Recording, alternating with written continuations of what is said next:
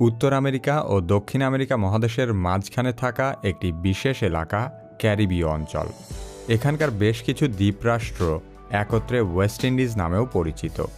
Caribbean সাগরের অসাধারণ প্রাকৃতিক সৌন্দর্যে ভরা এই অঞ্চলে ৭,০০০-এরও বেশি দ্বীপ আছে। সাদা বালির সৈকত আর স্বচ্ছ নীল জল সমুদ্র ক্যারিবিয়ানের মূল আকর্ষণ। পৃথিবীর সবচেয়ে বেশি ভ্রমণ করা অঞ্চলগুলোর মধ্যে ক্যারিবিয়ান দ্বীপপুঞ্জ অন্যতম। কি কেন কিভাবে এই পর্বে আলোচনা করা হবে ক্যারিবিয়ান অঞ্চল এবং ওয়েস্ট ইন্ডিজ সম্পর্কে।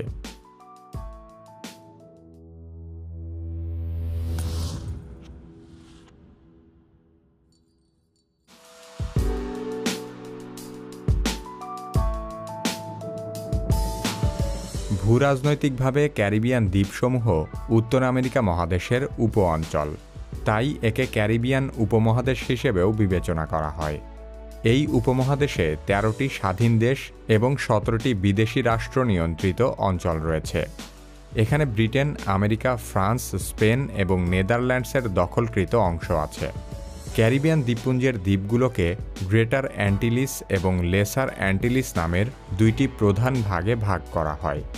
লেসার অ্যান্টিলিসের মধ্যে আবার ৩টি আলাদা অঞ্চল রয়েছে, সেগুলো হলো লিওয়ার্ড অ্যান্টিলিস, লিওয়ার্ড আইল্যান্ডস এবং উইন্ডওয়ার্ড আইল্যান্ডস।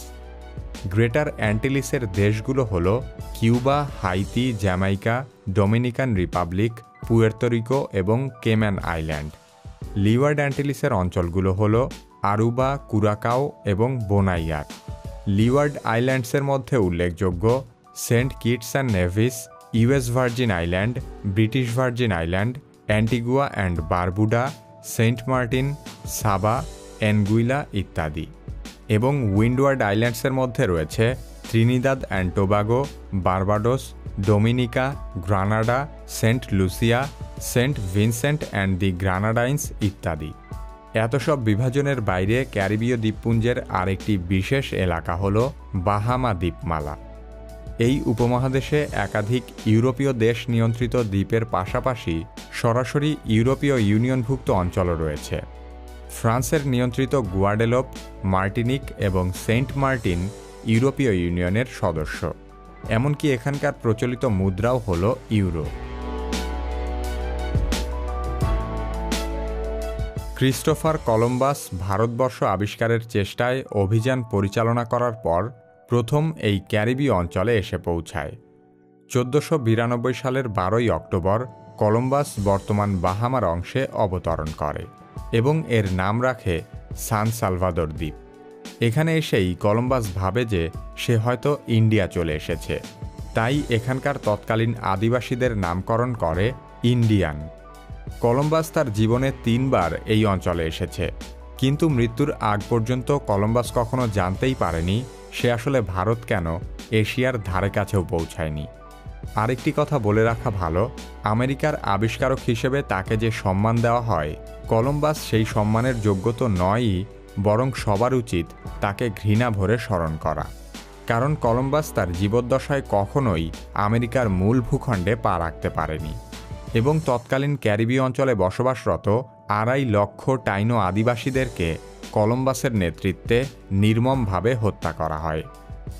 বর্তমানে ক্যারিবীয় অঞ্চলের ৪ ভাগের ৩ ভাগ লোকই বাস করে মাত্র ২টি দ্বীপে। উপমহাদেশের ৪.৫ কোটি লোকের মধ্যে ৩.৫ কোটি লোক থাকে কিউবা এবং হিস্প্যানিওলা দ্বীপে। হিস্প্যানিওলা দ্বীপে ২টি দেশের অবস্থান। দেশ দুটি হল ডোমিনিকান রিপাবলিক এবং হাইতি। মজার ব্যাপার হলো কলম্বাস ভেবেছিল কিউবার দ্বীপটি হল চীন এবং হিস্প্যানিওলা দ্বীপ হল জাপান। কলম্বাস মারা যাবার পর ইউরোপের লোকেরা জানতে পারে এটি আসলে অন্য এক মহাদেশ।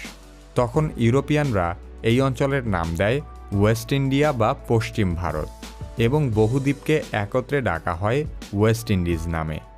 কারণ ভারত, মালয়েশিয়া, ইন্দোনেশিয়া সহ দক্ষিণ পূর্ব এশিয়ার দেশগুলো ইউরোপিয়ানদের কাছে ইস্ট ইন্ডিয়া হিসেবে পরিচিত ছিল।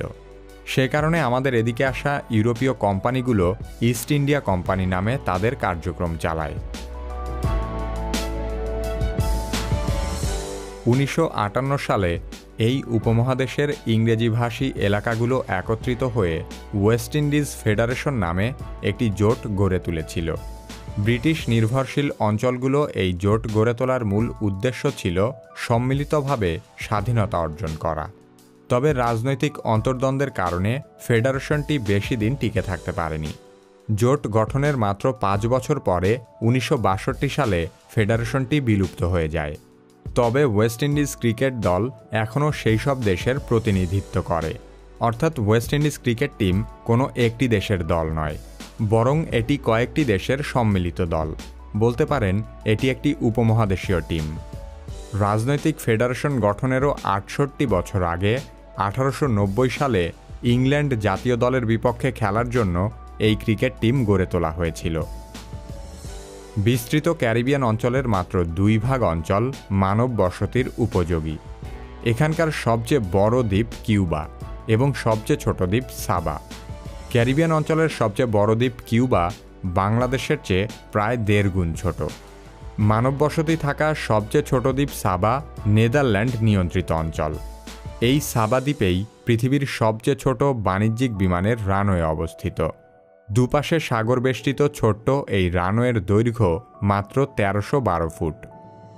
এসব দ্বীপের অধিকাংশে দাপ্তরিক ভাষা হিসেবে ইংরেজি, ফ্রেঞ্চ এবং স্প্যানিশ প্রচলিত হলেও স্থানীয় লোকেরা ক্রেওল নামের এক ধরনের মিশ্র ভাষায় কথা বলে। ক্যারিবিয়ান অঞ্চলের কেম্যান দ্বীপপুঞ্জে মানুষের চেয়ে ব্যবসা প্রতিষ্ঠানের সংখ্যা বেশি। 2018 সালের হিসেব মতে দ্বীপটির জনসংখ্যা প্রায় 65,000 এবং এই দ্বীপ থেকে নিবন্ধিত কোম্পানির সংখ্যা 1 লক্ষ।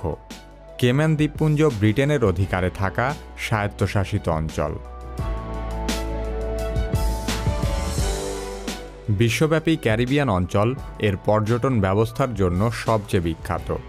প্রতিবছর সমগ্র অঞ্চলের পর্যটন থেকে আয় হয় প্রায় $57 বিলিয়ন। বাংলাদেশি টাকায় হিসেব করলে এই পরিমাণ দাঁড়ায় প্রায় 5 লক্ষ কোটি টাকা।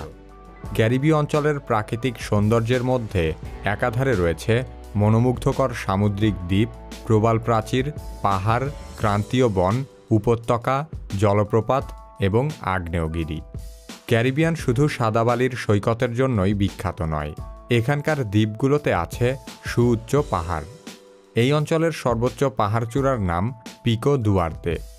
ডোমিনিকান রিপাবলিকে থাকা এই শৃঙ্গের উচ্চতা প্রায় 10,500 ফুট। ক্যারিবীয় দ্বীপগুলোতে ক্রান্তীয় জলবায়ু বিরাজ করে।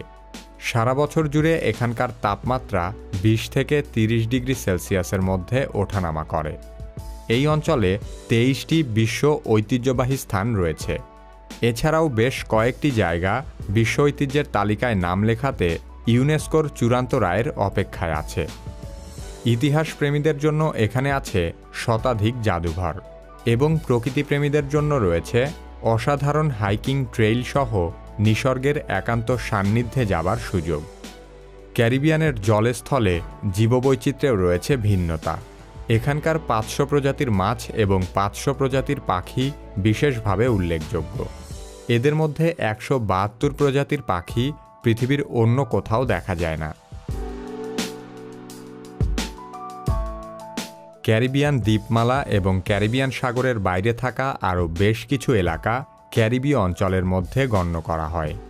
অভিন্ন সংস্কৃতি, অর্থনীতি এবং রাজনৈতিক ইতিহাসের কারণে বহির্ভূত এলাকাগুলোকে ক্যারিবিয়ানের অন্তর্ভুক্ত করা হয়েছে।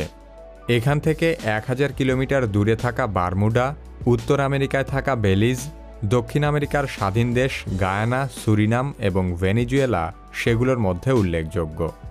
এসব দেশগুলো ক্যারিবিয়ান আঞ্চলিক সহযোগী সংগঠন ক্যারিবিয়ান কমিউনিটি বা ক্যারিকমের অন্তর্ভুক্ত। এছাড়া বেলিজ, গায়ানা এবং ভেনেজুয়েলা ক্যারিবিয়ান ট্যুরিজম অর্গানাইজেশনেরও সদস্য। ক্যারিবিয়ান অঞ্চলের বেশ কিছু দ্বীপ মূলত সমুদ্রে ডুবে থাকা পাহাড়ের চূড়া।